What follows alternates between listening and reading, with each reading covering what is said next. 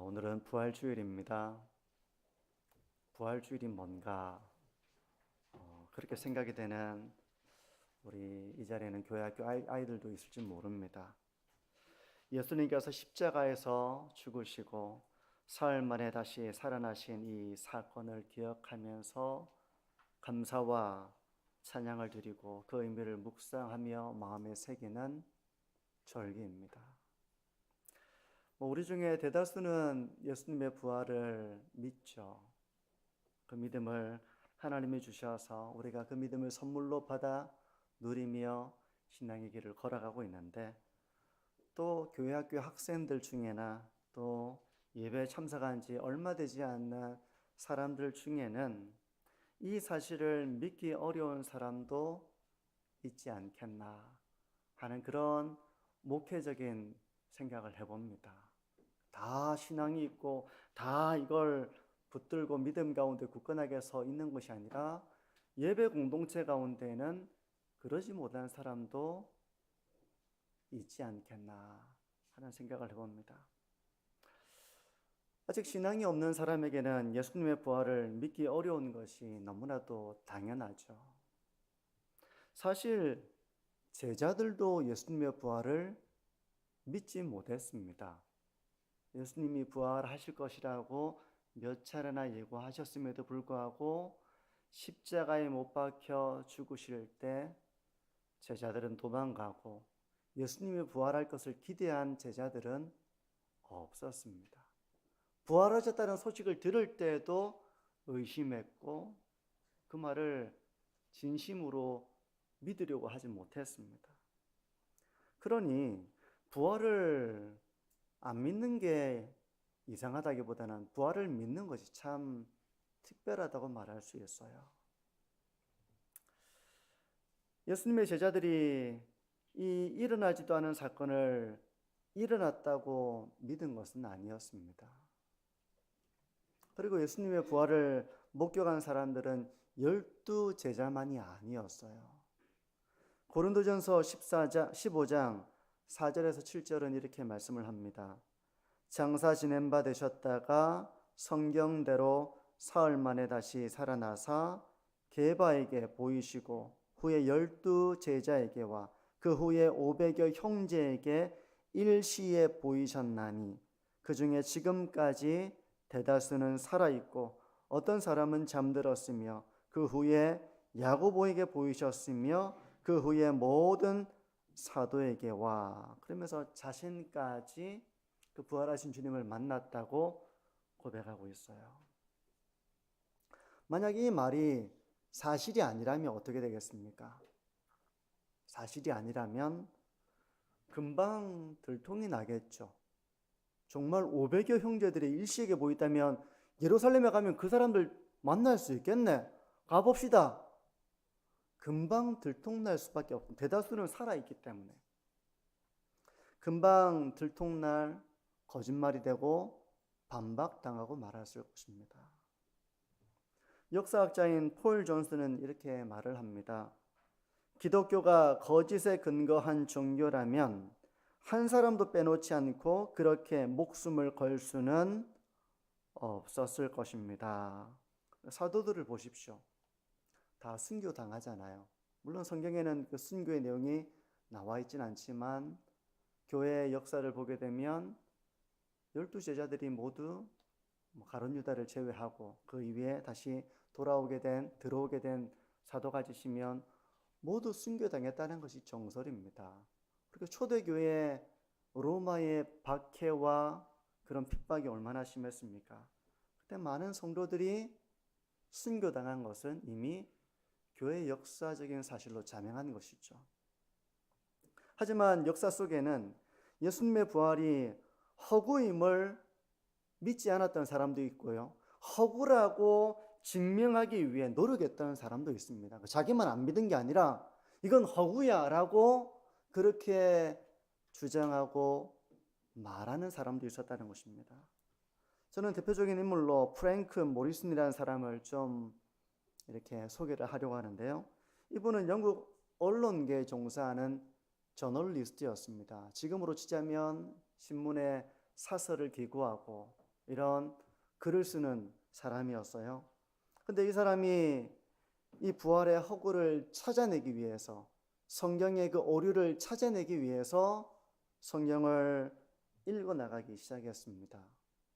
그러다가 이분이 나중에는 기독교 신앙을 받아들이게 되었어요. 그러면서 쓴 책이 누가 돌을 옮겼는가 하는 책입니다. 지금 번역돼서 나와 있는데요.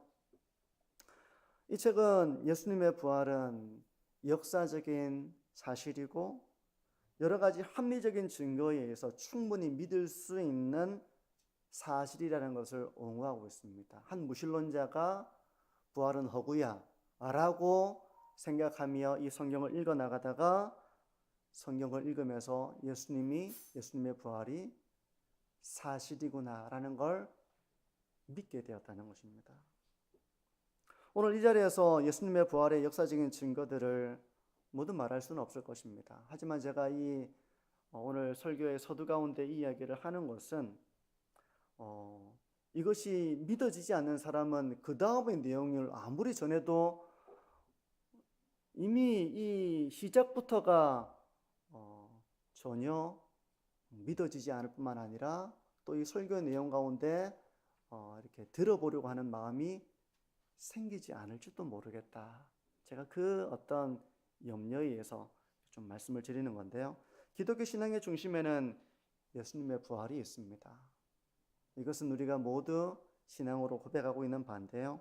그래서 많은 사람들이 자기의 목숨을 바치면서까지 이 신앙을 지켜냈다는 것을, 그리고 이 신앙을 전파하기 위해서 많은 사람들이 선교지로 들어가서 열악한 환경 속에 그렇게 살아갔다는 것을, 우리 교회도 우리나라도 조선 땅 가운데 많은 선교사님들이 들어오셔서 그 힘겨운 상황 속에 복음을 증거했다는 사실을 생각해 본다면, 예수님의 부활이 만약 허구라면 얼마나 많은 사람들이 그 사실이 아는 일 때문에 자기의 삶을 허비한 것이 되는 것인가.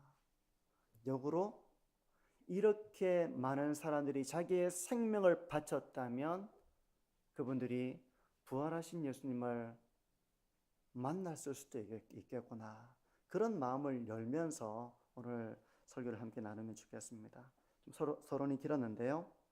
오늘 본문을 바로 들어가서 보시면 10절을 보십시오. 내가 그리스도와 그 부활의 권능과 그 고난의 참여함을 알고자 하여 그의 죽으심을 본받아. 이렇게 말씀을 하고 있습니다. 제가 주중에 이 본문을 다시 좀 주목해 보게 되었어요. 우리가 보통 부활절 설교라고 하면 어떤 설교를 보통 들으신 것 같습니까? 제가 좀 정리를 해봤는데요. 첫 번째 한번 자막을 띄워주시면, 보통 예수님의 부활의 역사적인 사실, 이것이 역사적인 사실이었고 수많은 증거들이 있고 많은 사람들이 이 부활을 목격했다, 이런 설교를 제가 한 바 있습니다. 그런가 하면 두 번째로는 예수님의 부활의 성경적인 의미가 뭐냐, 왜 꼭 부활을 하셔야만 하는가, 부활의 의미가 뭐냐, 이걸 제가 설교했었어요.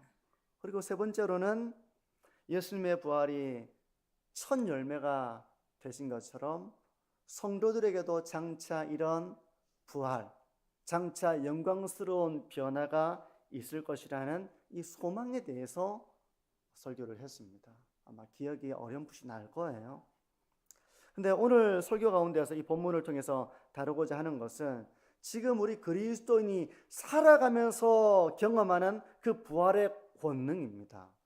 제가 이걸 다루지 못했다고 생각이 든 거예요. 바울이 살아있는 동안, 복음을 증거하는 동안 그는 간절히 알고자 했던 것이 바로 이 부활의 권능을 알고자 했다는 것입니다. 여기서 알고자 한다는 것은 성경을 연구해서 내가 머리로 좀 연구를 해봐야 되겠다, 배워봐야 되겠다, 그런 정도의 의미가 아닙니다. 마치 우리가 음식을 먹어봐야 그 맛을 알죠. 먹어봐야 이게 짠지 단지 매운지 담백한지 그 맛을 아는 것처럼 먹지 않고 쳐다만 봐서는 모릅니다. 체험해야만 아는 것처럼 바울은 그렇게 부활의 권능을 체험하기를 원했다는 겁니다. 그 부활의 권능을 알고자 했다는 것은 그 부활의 권능을 내가 체험하기를 원했다. 그런 바울의 소원을 말하고 있는 것입니다. 그러면 바울이 체험하고자 했던 부활의 권능이란 뭘까? 세 가지로 좀 정리를 해봤는데요. 첫 번째, 부활의 권능이란 새로운 생명을 얻어 행하는 삶입니다. 새로운 생명을 얻어서 행하는 삶, 그런 충만한 생명력이 있는 삶을 바울은 살아가고 싶었다는 것입니다. 로마서 6장 4절입니다. 보십시오. 그러므로 우리가 그의 죽으심과 합하여 세례를 받음으로 그와 함께 장사되었나니 이는 아버지의 영광으로 말미암아 그리스도를 죽은 자 가운데서 살리심과 같이 우리로 또한 새 생명 가운데서 행하게 하려 함이라. 참 어려운 구절이죠. 이걸 설명하려면 시간이 많이 걸릴 거라고 생각이 들어요. 오늘 주목하고자 하는 것은 하나님께서 그리스도를 죽은 자 가운데 살리신 것처럼 우리도 새로운 생명 가운데 행하게 하셨다는 이 부분입니다. 그리스도의 부활을 통해서 우리가 새로운 생명 가운데 거하게 되었다는 거예요. 바울은 바로 이렇게 새로운 생명 가운데 행하게 된 이 삶 가운데 충만히 거하고 싶었다는 것입니다. 이것이 바로 현재 성도가 경험하는 부활의 권능입니다. 새로운 생명 가운데 행하는 것은 어떤 것입니까? 이건 삶을 통해서 증거가 되죠. 그래서 사람을 보면 저 사람이 그리스도의 부활로 말미암아 새로운 생명을 얻었구나. 그래서 저렇게 행동하고 있구나라는 걸 알 수 있다는 것입니다. 어떤 것입니까? 쉽게 얘기하면 회심의 증거라고도 말할 수 있는데요. 이전에는 예배에 관심이 없죠. 새로운 생명을 얻기 전에는 예배에 관심이 없고 말씀에도 반응이 없습니다. 말씀을 들어도 이것이 별 반응이 없습니다. 그리고 기도도 잘 하지 않죠. 한다 하더라도 내가 하고 있지? 이런 생각이 들 정도로 하나님과의 인격적인 교제가 무엇인지를 경험하며 기도하지를 못했습니다. 근데 예수 그리스도 안에서 새로운 생명을 얻은 자는 이제 그 새로운 생명 가운데 행하게 된다는 것입니다. 그래서 예배를 사모하게 됩니다.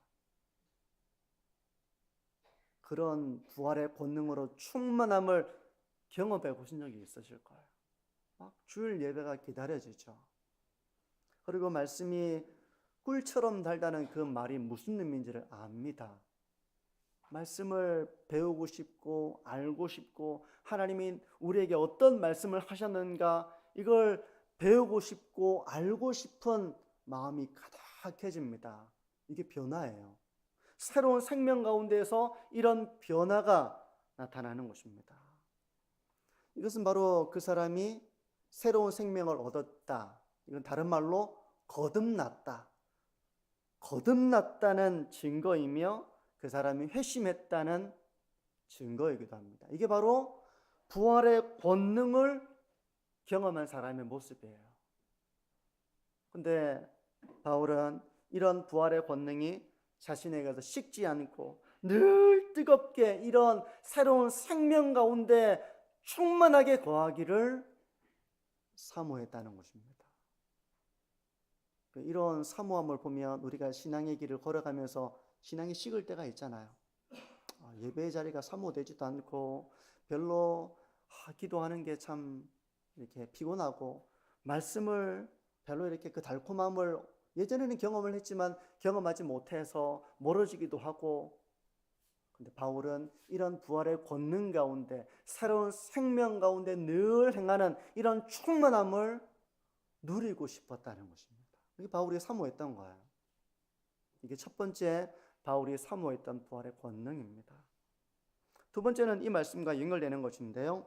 바울이 새로운 생명 가운데 행하는 삶으로서 바울이 늘 충만하게 경험하기를 원했던 부활의 권능은 바로 죄를 이기는 삶을 가리킵니다.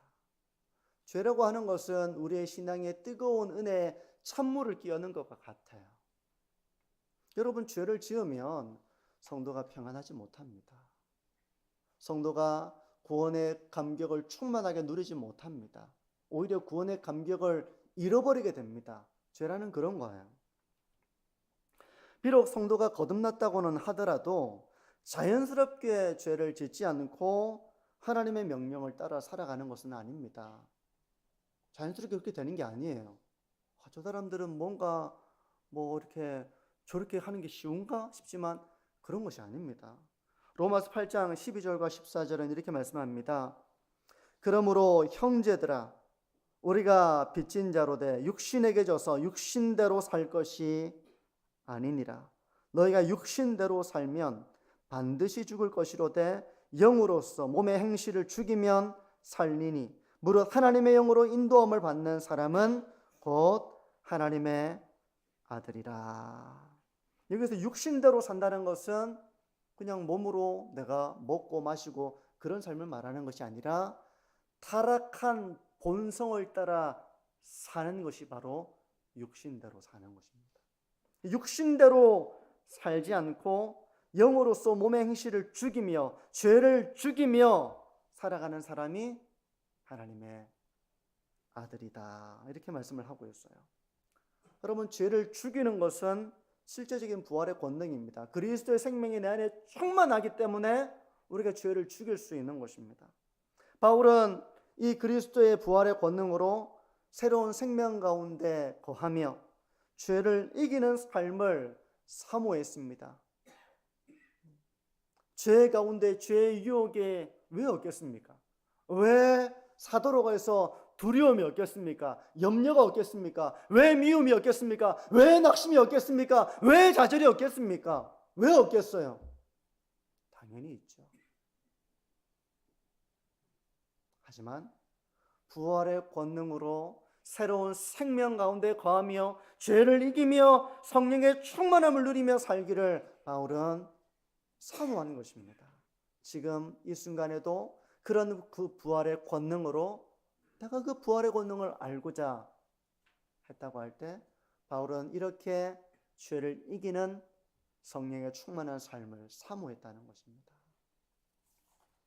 끝으로 세 번째는 바울이 부활의 권능으로 이렇게 체험하고자 했던 것은 장차 나타날 그 영광, 우리의 부활이죠. 그 영광에 대한 사모하는 마음을 늘 가지고 소망 가운데 살고자 했던 그 마음이었어요. 로마서 8장 18절은 이렇게 말씀합니다. 생각하건대 현재의 고난은 장차 우리에게 나타날 영광과 비교할 수 없도다. 여기서 현재의 고난과 장차 나타날 영광이 있는데 로마서를 읽어보시고 설교를 들어보시고 배우신 분은 이 장차 나타날 영광이 부활이라는 것을 다 아실 것입니다.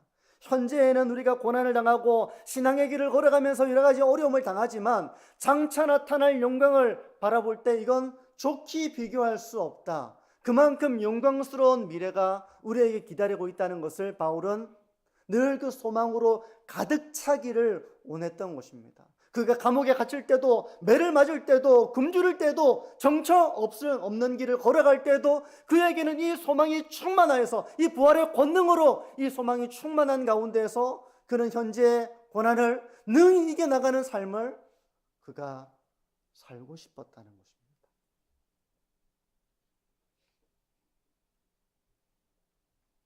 오늘 말씀을 정리하는데요. 바울은 이렇게 부활의 권능을 맛보며 살기를 간절히 원했습니다. 그 능력을 성경을 읽으면서 머리로 이런 건가 그런 건가 보다. 첫 번째는 새로운 생명 가운데 거하는 거, 두 번째 죄를 이기는 거, 세 번째 그 부활의 소망을 가지고 살아가는 거, 이런 걸 그가 원했나 보다. 이렇게 머리로 아는 정도가 아니라 삶 가운데 그것을 맛보며 김장은 이렇게 만들어야 되고 맛있어 보인다. 그것이 아니라 그것을 입에 넣고 먹으면서 그 맛을 아는 것처럼 바울은 그 부활의 권능을 체험하며 살고 싶었다는 것입니다. 며칠 전에 아내가 새롭게 하셔서 제가 설교할 때 한 번씩 이렇게 얘기하는데 저도 자주 보게 되더라고요. 한 선교사님의 간증이 떠오릅니다. 이 선교사님은 외모가 좀 독특했어요. 머리가 거의 여자처럼 이렇게 긴 머리를 하고 있었습니다. 이분이 이렇게 예명을 사용하는데 드러머 리노라고 하는 예명으로 알려진 사람입니다. 저는 잘 몰랐어요. 평창 올림픽 때 그 세계적으로 방송이 송출되는 그 자리에서 드럼 연주를 혼자 한두 시간 이렇게 했다고 하더라고요. 그만큼 이렇게 드럼을 잘 치고 또 유명한 그런 이렇게 뮤지션입니다. 저는 몰랐어요. 근데 겉보기에는 이렇게 흰 머리에 이렇게 막 황금색인지 모르겠어요. 지금 생각이 잘 안 나는데 어쨌든 그런 모습으로 나와 있는데 겉보기에는 전혀 어려움이 없는 것처럼 보이더라고요. 근데 이분이 10대 때 완전히 앞을 보지 못하는 실명이 되었다가 나중에는 어느 정도 시력을 회복하게 되기도 했고요. 그 기간이 짧지가 않습니다. 짧은 시간 동안 회복된 게 아니라 실명이 된 상태에서 시간이 어느 정도 지나가면서 전혀 가망성이 없는 그런 때 어느 정도 보게 되어서 지금은 운전도 하고 다닌다고 합니다. 그리고 드럼을 치려면 이렇게 발로 이렇게 드럼 북을 뚝뚝뚝 두들겨야 되는데 이분이 양쪽 발을 다 장애를 얻게 되었어요. 그래서 드럼을 더 이상 칠 수 없다라고 했는데 어쨌든 지금 드럼을 치고 있습니다. 물론 이렇게 장애가 있기 전처럼 치지는 못하겠죠. 그리고 자녀를 잃었습니다. 자녀가 이제 이렇게 불임이 되어서 아이를 갖지 못하는데 기적적으로 아이를 갖게 되었지만 결국 그 아이가 어머니 뱃속에서 세상을 떠나게 됩니다. 그런 아픔도 있고요. 그리고 그 방송에 출연했을 때 아내가 신장병이 있어서 자기의 신장을 나눠주고 이렇게 출연하게 되는데 불과 한 달도 안 된 그런 상태였어요. 복대를 차고 나와서 이야기를 하는데 저는 전혀 몰랐죠. 근데 이야기를 하고 있는 이분의 얼굴빛이 참 환했습니다. 화냈고요. 자기의 삶의 아픔을 얘기하고 있지만 전혀 그것 때문에 자기의 삶을 좌절한다거나 또 원망한다거나 하는 그런 그림자가 보이지 않는 사람처럼 그렇게 자기의 삶을 나누고 있었습니다.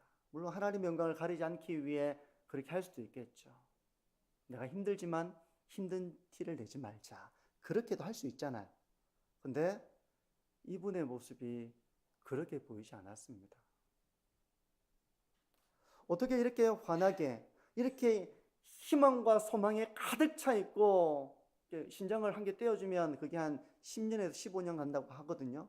그 부부가 이제 한 15년 정도를 덤으로 인생을 더 받았으니 그 주신 생명 동안 이제 어떻게 살아갈까 하는 가운데 기쁨이 충만한 겁니다. 그 사람의 모습을 보면서, 그분의 모습을 보면서 제가 주중에 이제 이 설교를 준비하는 가운데 이게 바로 성도의 삶 가운데 있는 부활의 권능이지. 저는 그렇게 이제 그 방송을 보면서 이 말씀을 묵상하게 되었습니다. 옛사람의 모습은 어떻습니까? 내 마음에 들지 않으면 불평하죠. 원망하죠. 또 내 뜻대로 되지 않으면 좌절합니다. 옛사람의 모습은 그런 모습이에요. 남을 탓하고 좌절하고 절망하고 감사가 없고 죄 가운데 너무나도 무력하게 넘어지고 하는 옛사람의 모습은 그런 것입니다. 그런데 새로운 생명 가운데 넘치는 삶은 어떤 것입니까? 그리스도의 생명이 나에게 있어서 그 부활의 권능이 나에게 있어서 살아가는 그 생명력이 넘치는 삶은 그 옛사람의 모습과 다른 것입니다. 쉽게 염려하고 좌절하고 낙심하고 불평하고 미워하고 정죄하고 그런 모습이 아니라 오히려 그 부활의 권능으로 인하여 감사하고 또 기뻐하고 소망으로 충만하고 죄를 이겨내고 하는 이것이 바로 성도가 현재 살아가며 체험하는 부활의 권능입니다. 저는 이 바울이 이 부활의 권능을 알고자 했던 것처럼 우리의 기도 제목이 바로 이 부활의 권능을 알고자 하는 것이 참 되면 좋겠다, 그런 생각을 했습니다. 이 부활의 권능을 맛보아서 이 부활의 권능을 맛보아서 내 가운데 새로운 생명이 넘치는 그런 삶의 길을 걸어가고, 고난 중에서도 고난이 있지만 그 고난 가운데서 하나님의 뜻을 생각할 줄 알고 합력하여 선으로 인도하실 하나님을 바라볼 줄 알고, 그래서 감사할 줄 알고, 어두컴컴한 삶의 길을 걸어가지만 소망이 있고 뭐 때문에 저렇게 기쁘지? 뭐가 저렇게 좋지? 라고 할 만한 그런 삶의 모습은 바로 부활의 권능이 내 삶 가운데 충만하게 임할 때 성도는 그런 생명력이 있는 삶의 길을 걸어가고 소망이 있는 삶의 길을 걸어가게 되는 것이죠. 어떻습니까, 성도 여러분? 우리가 나중에 장차 나타날 영광을 바라보며 이 땅을 살아간다고 하는데 지금 이 순간 이 부활의 권능을 누리며 살아가고 있는지 자기의 모습을 돌아보시기를 바랍니다.